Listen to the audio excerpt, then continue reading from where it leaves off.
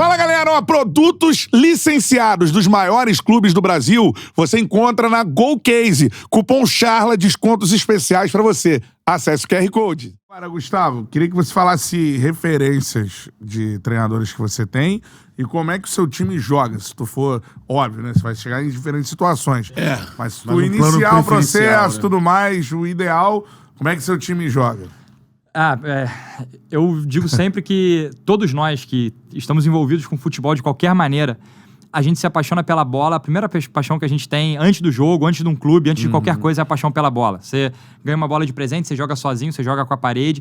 Depois que você vai entender que aquela bola é objeto de um jogo de 11 para 11, que quem ganha 3 pontos, que tem... Depois você entende isso. No início a paixão é pela bola, você joga na rua sem regra, é 3 contra 2, porque eram 5 que tinham ali, aí então joga os 2 mais fortes pra cá, os 3 mais fracos pra lá, você quer bater na bola. Eu nunca saí de casa quando era criança falando, mãe, vou correr. Eu falava, mãe, vou jogar bola. E com a minha bola embaixo do braço. Chegava lá, às vezes era 10 moleque e 10 bolas, porque cada um tinha levado a sua, sabe?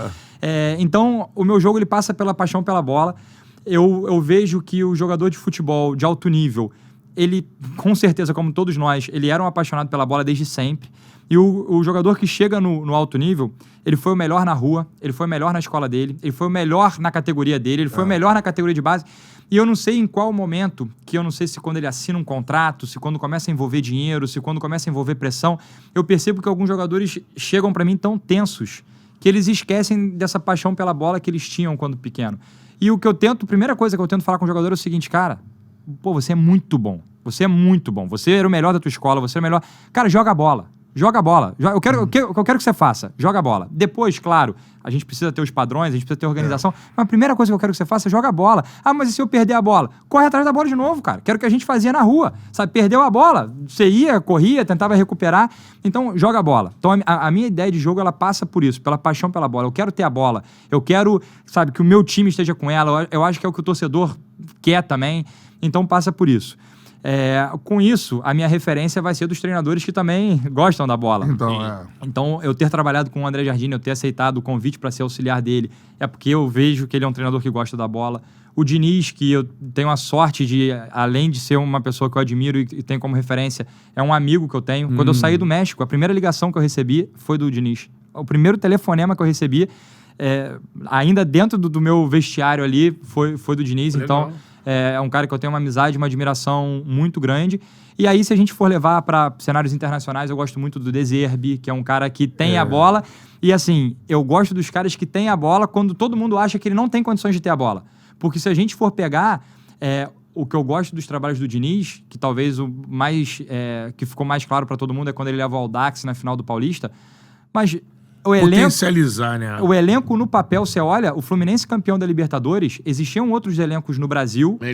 Melhores. E ele consegue levar os caras lá, 12ª folha salarial, sempre falo isso. Eles conseguem... No México, eu era a 12ª folha salarial também, de 18 equipes. E a gente chegou numa semifinal. O De Zerbi, no Brighton, não era a maior folha. Então, eu gosto... Trabalho de garimpo, de potencializar. Eu gosto desses caras... Xabi Alonso no Bayer Leverkusen, sabe? Então, gosta da bola, os caras que gostam da bola, os caras que conseguem despertar essa confiança no jogador, que conseguem despertar essa paixão, esse prazer no jogador de ter a bola, sabe? Que pra mim parte daí. E o restante todo é consequência focado nisso da paixão pela bola. E você falou da amizade com o Diniz, né? Que a gente sonha em ter aqui no Charla Podcast em algum momento também. Agora vai rolar. Ele assiste a gente, já assistiu alguns cortes e tudo mais. Agora, é o treinador que desperta esse... Não dá pra você falar Fernando Diniz. E aí, beleza. Não passa indiferente. Eu amo ou odeio, né? É muito... Até entre os treinadores, né? Por que você acha que é assim, cara? Já que tu é amigo dele, tem essa relação. Cara, eu acho que é porque é o diferente, né? É o diferente. As pessoas têm dificuldade com o diferente. As pessoas se incomodam com o que sai do feijão com arroz ali, sabe? E dentro do futebol, cara, você vai ter momentos de muito sucesso, você vai ter momentos mais por baixo, isso é normal. Talvez com algumas exceções dos Guardiolas da vida, que tiveram uma carreira com muito mais vitórias do que derrota. No geral, oscila muito, sabe? Oscila muito. Se você tiver 50-50, já tá muito bom, sabe? Já tá muito bom. Então, inclusive, eu acho que muito você ter uma ideia forte é você resistir a esses momentos de baixa que você passa, porque na alta Na alta todo mundo tá batendo palma, na alta o Diniz tem que ser o da seleção. E aí, nos momentos de baixa, que eu já vi, já presenciei várias vezes o Diniz segurando e mantendo as convicções dele de ideia de jogo. Manteve até o final, né? Mantendo até o No final. Fluminense. E eu acho que o Diniz é um cara também muito intenso. E aí ele reflete isso na opinião que as pessoas têm sobre ele. Também são opiniões muito intensas, sabe? Que ele é um cara... Você via as comemorações dele de quando ganhava Taça Guanabara e quando ganhava Libertadores. Sim. É um louco com o olho assim, com o cabelo desgrenhado e correndo no meio do alucinado, sabe? Então, eu acho que essa paixão, essa intensidade que ele bota pelo que ele faz com que as pessoas tenham esse sentimento por ele também, sabe? Esse sentimento Extremos, intenso e extremo. Por exemplo, o cara que não gosta dele vai justificar que ele ganhou a Libertadores por causa do Ener Valencia. É simples assim. E o cara... O cara que adora ele, que é o meu caso, vai falar que, pô, ele é um... Terceirizou o grupo. Pra mim, ele é um cara que ele é necessário ao futebol, pra mim, a minha visão. Sim. Pra mim também. Pra mim, eu vou te falar, eu acho que os que não gostam também têm essa consciência. Que o Diniz é necessário. Eu acho, cara. Que o Diniz é necessário ao futebol, eu acho que não tem... Porque ele é o cara que incomoda, ele é o cara que provoca. Porque o que eu penso? Eu tenho as minhas convicções, tá? Se o Betão me fala alguma coisa contrária ao que eu penso, vai fortalecer o que eu penso. Porque eu vou falar assim, cara, o Betão e o Cantarelli estão falando isso, mas eu penso ao contrário. E aí você reflete e você reforça a sua crença. E amadurece o que você pensa. Então, mesmo o cara que é contra o Diniz já provocou nele uma reflexão. Então, esses tipos de personagens são importantes no meio, assim, sabe? São importantes na nossa sociedade em geral, sabe? E o Diniz, ele é necessário? Eu acho que sim.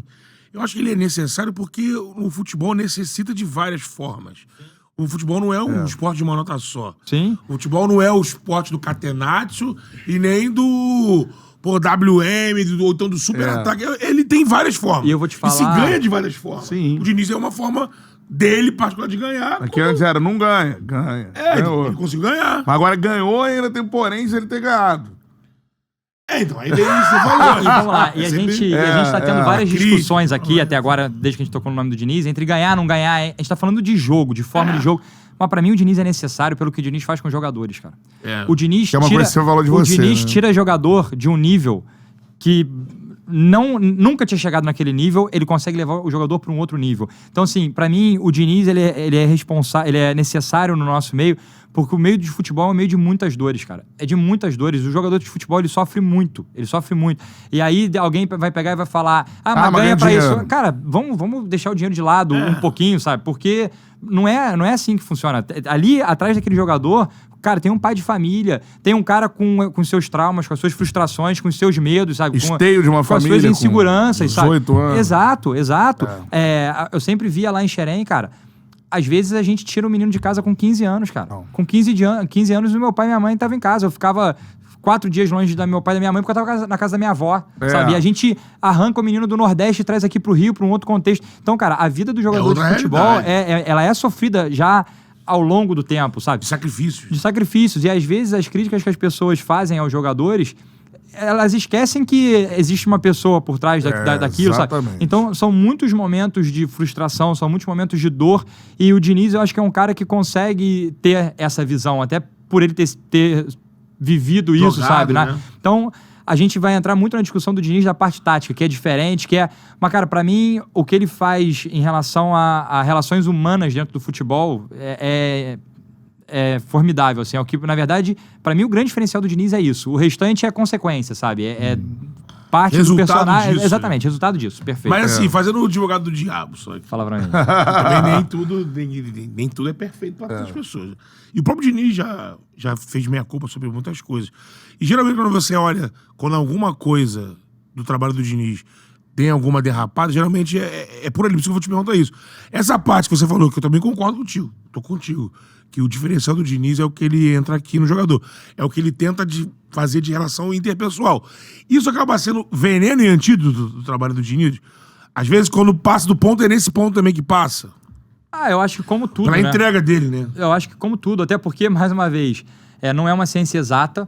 O que o Diniz faz é uma coisa muito única, que não tem como ele mensurar, por exemplo. Hoje em dia, as cargas físicas a gente consegue mensurar com GPS. E, cara, tá passando um pouquinho, segura. As questões emocionais, as questões... Ainda não, sabe? Com certeza, se o Diniz tivesse um profissional que conseguisse regular isso e falasse assim, cara, dá uma seguradinha, só fala com o cara de novo amanhã agora, porque hoje já atingiu o limite. muito provavelmente. Mas, cara, é uma coisa muito na tentativa e erro. É um conhecimento muito empírico do que a gente viveu. Então, claro que... E, cara, o treinador de futebol, ele vai errar muito, cara. Ele vai errar muito, mas vai errar muito. Só que o empirismo pro treinador de futebol, principalmente num trabalho bastante autoral como é o do Diniz, ele é fundamental, porque, sabe, você vai, cara, acertei aqui, errei aqui. Da próxima vez eu já vou fazer diferente. E assim você vai, porque muita coisa que acontece no futebol, o curso não ensina, o livro não ensina, é vivência, é experiência. Inclusive, ele me falou isso. Ele, no dia que eu saí do Atlético de São Luís, ele me liga e fala, cara, eu tô muito feliz pelo que tá acontecendo com você agora, que era a minha demissão. Porque o que você vai aprender e o que você vai crescer nesse momento, se eu pudesse te passar toda a minha experiência, eu te passava. Mas eu tenho a experiência que eu tenho hoje porque eu passei por momentos como você tá passando agora. Então eu tô muito feliz de você tá vivenciando isso, sabe? E ele foi perfeito nisso, porque você tá construindo a tua carreira aí. E ele te disse algo que eu de fora aqui, eu não sei se quando ele pensa isso, eu vejo muito assim também. Técnico. Você também, você tem quantos anos? 38. 38, então. Você é da nossa geração, mesma geração. Quando a gente acompanhava futebol, a gente já via nos clubes e trabalhando técnicos 70, 60. Você vai lembrar quando você começou a ver futebol? Claro. Os times eram comandados por... No mais jovem, 40 não lembro. Assim, Não. na cabeça, o Luxemburgo ali Era mais jovem. Todos os caras que passaram por esses processos, que perderam. Você vai ver a história do Tele. Quando o Tele perdeu, o Tele já foi chamado de cabeça dura, de bota isso, bota aquilo. E aí o Tele... Então, assim, é uma construção que leva tempo. Então, os técnicos agora nessa fase de idade, técnicos de nova geração, técnico de 32, técnico de 40, técnico jovem, a gente tá vendo ele começar o processo. E aí vai acontecer, vai ganhar, vai perder. E a gente tem aqui como cultura, perdeu, não serve. Tchau. Qual é, meu parceiro? Curtiu esse corte que você acabou de ver? Então se inscreva no Charla pra dar uma moral pro melhor podcast de esportes do Brasil. Tamo junto.